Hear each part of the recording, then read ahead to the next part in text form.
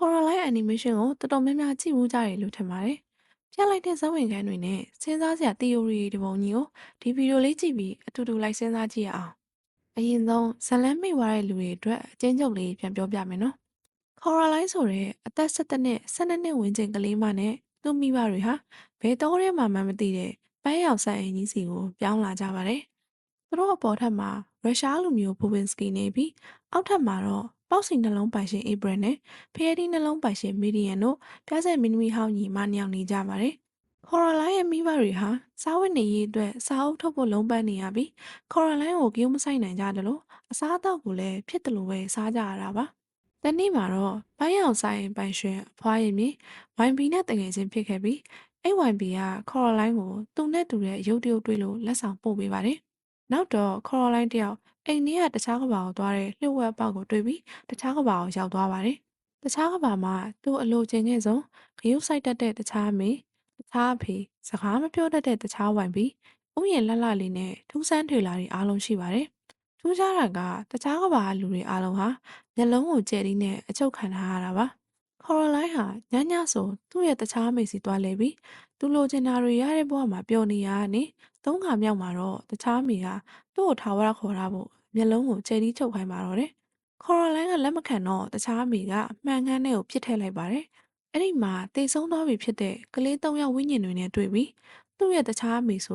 ာဘယ်လ်ဒမ်ဆိုတဲ့အဆုံးမကြီးမှန်အဖြစ်မှန်အောင်သိသွားပါတော့တယ်။တခြားဝိုင်မီကသူ့ကိုမှန်ထဲကဆွဲထုတ်ပြီးကဘာအစ်စ်ထဲပြန်ပို့ပေးလိုက်ပါတယ်။အိမ်ပြန်ရောက်သွားတဲ့အခါမှာဘယ်လ်ဒန်ကသူ့ရဲ့မိဘတွေကိုပြန်ပေးဆွဲထားပြီးခေါ်ရိုလိုင်းလည်းသူ့မိဘတွေကိုကယ်ဖို့နောက်တစ်ခေါက်တခြားကဘာထဲသွားပြီးစုံမကြီးကိုရင်ဆိုင်ခဲ့ရပါတယ်။သူ့မိဘတွေလည်းဘယ်လ်ဒန်လက်ထဲကလွတ်လာပြီမဲ့အဲ့ဒီတခြားကဘာအဖြစ်အပျက်တွေကိုမမှတ်မိကြပါဘူး။သူတို့စာအုပ်ထုတ်တဲ့ကိစ္စလည်းအဆင်ပြေသွားပြီးခေါ်ရိုလိုင်းတို့လည်းပျော်ပျော်ရွှင်ရွှင်နေထိုင်သွားကြတယ်လို့ဇာတ်သိမ်းထားပါတယ်။ဒါပေမဲ့ animation ကထင်သလောက်မရိုးရှင်းပဲအငင်းပွားစရာလှုပ်ဝက်ချက်တွေအများကြီးရှိနေပါတယ်။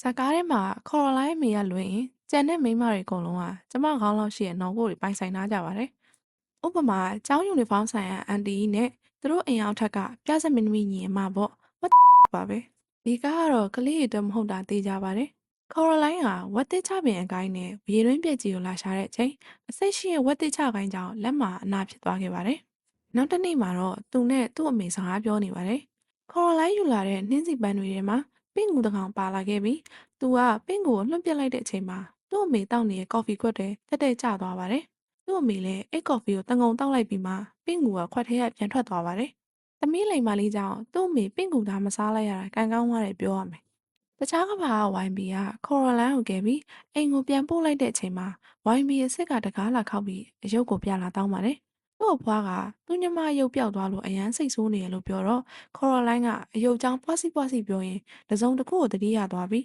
းနင့်အဖွားကလူမဲမဟုတ်လားလို့ဝိုင်ဘီကိုမေးလိုက်ပါတယ်။ဝိုင်ဘီကလည်းအေးဟုတ်တယ်လीဆိုတော့ခေါ်ရိုလိုင်းကငါခုနကပဲသူ့ညီမနဲ့တွေ့ခဲ့တယ်ဆိုပြီးပြောပါတယ်။လူမဲလားလို့မေးတဲ့ဇက်ဝင်ခန်းကမူရင်းဇက်ကားမှာတော့မပါဝင်ပါဘူး။ဘယ်လ်ဒမ်လက်ထဲကလွတ်လာတဲ့မိဘတွေကိုခေါ်ရိုလိုင်းကအမေတို့ဘာမှမမှတ်မိဘူးလားလို့မေးပါတယ်။သူ့အမေကသမီးဘာဖြစ်နေရလဲဆိုတော့ခေါ်ရိုလိုင်းကအ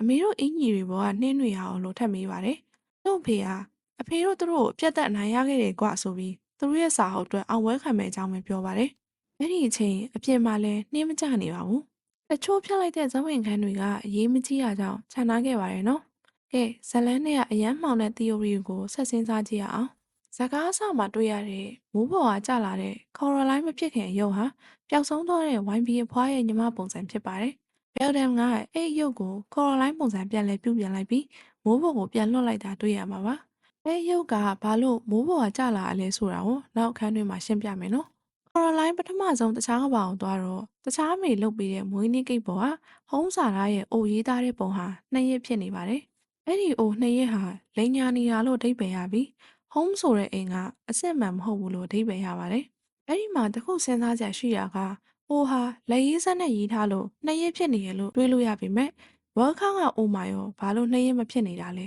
။အဲ့ဒီတော့အိုနှစ်ရက်ရဲ့ theory ကမှန်ကောင်းမှန်နိုင်တယ်လို့ယူဆရပါတယ်။ ဘယ်လ်ဒမ်ကခေါ်ရိုလိုင်းကိုမိုးရေထဲမှာကစားကြမယ်လို့ပြောတဲ့အခါခေါ်ရိုလိုင်းကအပြင်မှာမိုးရွာနေဘူးလေလို့ပြောတော့ရုတ်တရက်ကြီးမိုးချင်းလာပါတယ်။အဲ့ဒီမိုးကြိုးကဘယ်လ်ဒန်ရဲ့လက်ပုံစံဖြစ်ပြီးဘယ်လ်ဒမ်ကမိုးရွာအောင်သူ့လက်နဲ့ဖန်တီးလိုက်တာပါ။တခြားကဘာကတခြားအဖေကို ဖယုံသီးနဲ့လူပုံစံဖန်တီးထားပြီးတခြားဝိုင်ဘီကိုတော့လွှစာမုံတွတ်ထည့်ပြီးပြုတ်လောက်ထားတယ်လို့ဆိုကြပါတယ်။နောက်ဆုံးမှာခေါ်လိုင်းတခြားဘာကိုပြန်လာတဲ့အခါဝိုင်ဘီကိုအထဲမှာဘာအစာမှမရှိပဲအခွင့်အရေးပဲလေရဲလွတ်နေရအောင်တွေ့ရမှာပါ။ဘယ်လ်ဒမ်ဟာအရာအလုံးကိုဖန်ဆင်းထားပေမဲ့လူတွေကိုတော့အပြည့်အဝမလွှမ်းမိုးနိုင်တဲ့ပုံပါပဲ။ဝါအဖေဟာပျောက်ကွယ်ခါနီးအထိခေါ်လိုင်းကိုမျက်လုံးရှာပြီးသွားတဲ့အပြင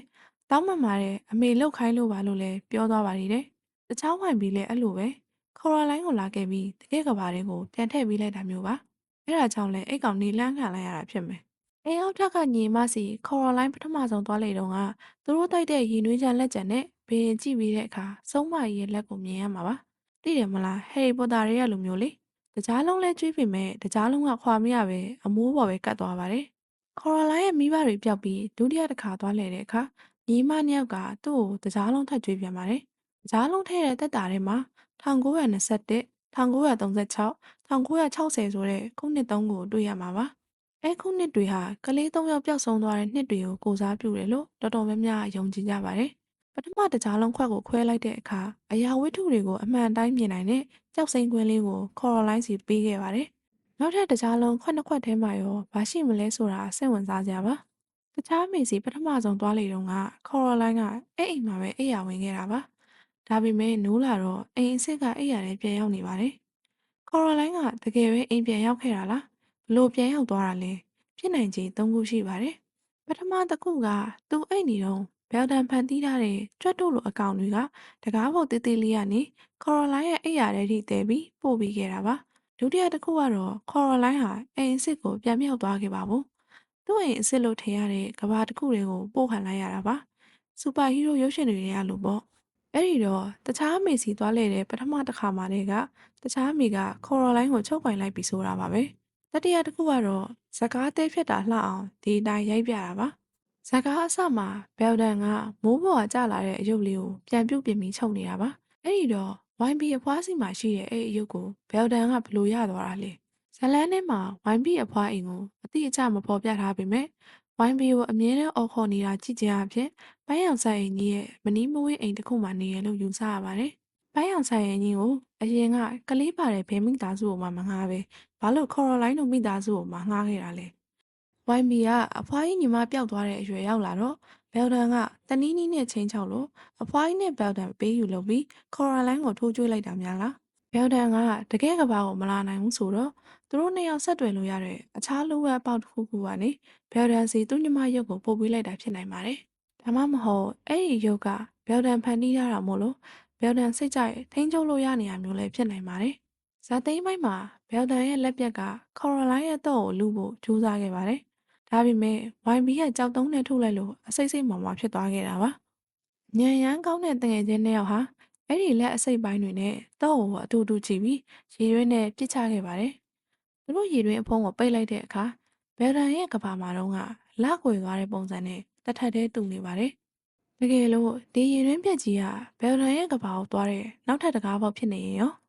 ာဇက်ကားအစတုန်းကဝိုင်မီအဖွားရဲ့အယုတ်ကလေးဟာကောင်းကင်ကကျလာတာပါဘယ်လ်ဒန်လည်းအယုတ်ကိုပြန်ပြင်ပြီးကောင်းကင်ပေါ်ပြန်လွှတ်လိုက်ပါတယ်အဲ့ဒီတော့ရေတွင်းပြက်ကြီးရဲ့ဆင်းသွားရင်ဘယ်လ်ဒန်ရဲ့ကဘာလေးကိုရောက်သွားပြီလို့ယူဆရပါတယ်ခေါ်ရိုလိုင်းတို့ပြစ်ချလိုက်တဲ့လက်နဲ့တော့ဟာဘယ်လ်ဒန်ရဲ့လက်ထဲကိုဆိုက်ဆိုက်မြက်မြက်ကြီးရောက်သွားသလိုပါပဲအဲ့ဒီအချက်သာအမှန်ဖြစ်မယ်ဆိုရင်ဘယ်လ်ဒန်ကခေါ်ရိုလိုင်းကိုထပ်ခါလာခေါ်နိုင်သေးတဲ့အတွက်ခေါ်ရိုလိုင်းတယောက်ဘယ်တော့မှမလွတ်မြောက်နိုင်တော့ဘူးဆိုတဲ့အဓိပ္ပာယ်ပါ။တိုးမန်ဂျယ်ရီတွေကလိုမျိုးမီးမှုမျက်ခွက်ပေါ်ပြုတ်ကျထားလို့မီးမှုမျက်နှာဖြစ်နေတဲ့မှော်ကြောင်ကလည်းစိတ်ဝင်စားစရာကောင်းပါတယ်။မှော်ကြောင်ကဘဲကဘာမှမဆိုသွာလာစကားပြောနိုင်ပေမဲ့ကဘာအစ်စ်မှာတော့စကားပြောလို့မရပါဘူး။တချို့တွေကကြောင်ကိုဘီလင်တဘောမျိုးပြောနေကြပေမဲ့ကျမကတော့ကြောင်ကိုအပြစ်ကင်းတယ်လို့ထင်ပါတယ်။တခြားအမေဟာကြောင်ကိုတဘောမကျပေမဲ့ထိန်းချုပ်လို့လည်းမရတာကြောင့်ဒီအတိုင်းသူ့ကဘာထဲသွာလာနေတာကိုလှုပ်ပေးရတယ်လို့ထင်ပါတယ်။ခေါ်ရိုလိုင်းတော့ဖွက်ခါနီးမှာကြောင်ကမျက်နှာမကောင်းမဲ့ဝင်သားပါတယ်။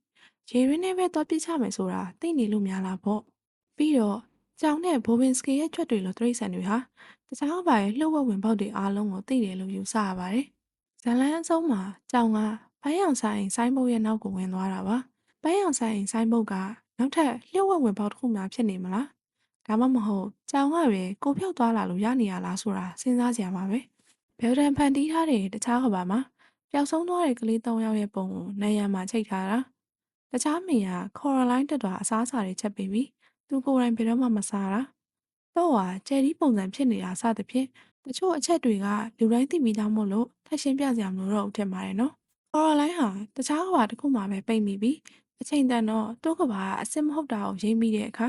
တဖြည်းဖြည်းနဲ့ဘယ်လ်ဒန်လိုဆုံးမရင်နောက်တစ်ယောက်ဖြစ်လာနိုင်တယ်ဆိုပြီးပြောကြတဲ့ theory ကလည်းရှိနေပါသေးတယ်တကယ်လို့ခေါ်ရလိုင်းတာအိမ်အစ်စ်ကိုပြန်မြောက်ခဲ့ဦးဆိုရင်တော့တခြားကဘာတစ်ခုကသူ့မိဘတွေရဲ့တခြားခေါ်ရလိုင်းကကိုဘေးရောက်သွားတာလေလို့မေးစရာရှိပါတယ်။ခေါ်ရလိုင်းအနီမေးရှင်းဟာစဉ်းစားစရာမြုပ်ခွက်တွေအများကြီးနဲ့စဉ်းစားလေရှုပ်လေ theory တွေတပုံကြီးထွက်လာမှာပါ။ခေါ်ရလိုင်းမူရင်းစာအုပ်ဟာပိုချောက်ချားစရာကောင်းပြီးစာရေးဆရာကကြောက်စရာပုံမြင်တွေကြိုက်တဲ့သူ့ရဲ့9နှစ်သမီးလေးအတွက်ရေးပေးခဲ့တာပါ။အနီမေးရှင်းမှာဇာတ်လမ်းကိုပြန်ပြုပြင်ထားတာတော့ကြည့်လိုက်တိုင်းကြောက်ဖို့ကောင်းနေတာမို့လို့ဒီကားကပုံမှန်ကလေးတွေအတွက်မဟုတ်တာတော့သိကြပါတယ်။ animation ကပြရတဲ့အတိုင်းရိုးရိုးပဲကြည့်မယ်ဆိုရင်တော့ Coraline လည်းအိမ်အစ်စ်ကိုပြန်ရောက်သူ့မိဘတွေလည်းစီးပွားရေးအဆင်ပြေပြီးပျော်ပျော်ရွှင်ရွှင်နေသွားကြတဲ့ happy ending လေးပါပဲ။ Coraline ဇာတ်ကားကိုကြည့်ပြီးဘယ်လိုထင်ကြပါသလဲ။ဘယ်ပိုင်းတွေကိုနားမလည်တာရှိသေးလဲ။ comment ပေးပြီးဆွေးနွေးလို့ရပါတယ်။ Night Watch မြန်မာကိုလည်း subscribe လုပ်သွားဖို့မမေ့နဲ့နော်။အားလုံးပဲ see you